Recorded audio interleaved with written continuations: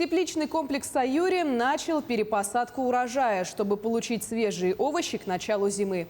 Сейчас здесь ведутся не только подготовительные работы, но и уход за новыми саженцами.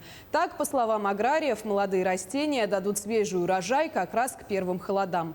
Напомним, тепличный комплекс «Саюри» занимается поставкой свежих овощей в продуктовые магазины не только столицы региона, но и за его пределами. С каждым годом, по словам руководства комплекса, количество выпускаемой продукции увеличивается.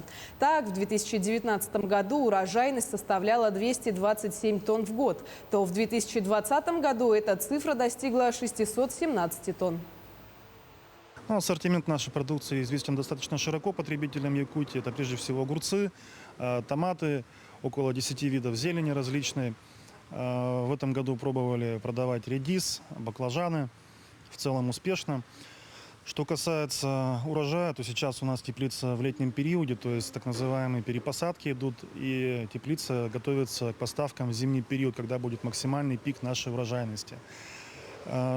Поставки в северные районы, они у нас начинаются, как правило, с наступлением холодов, то есть это ноябрь, декабрь, ну и, соответственно, январь.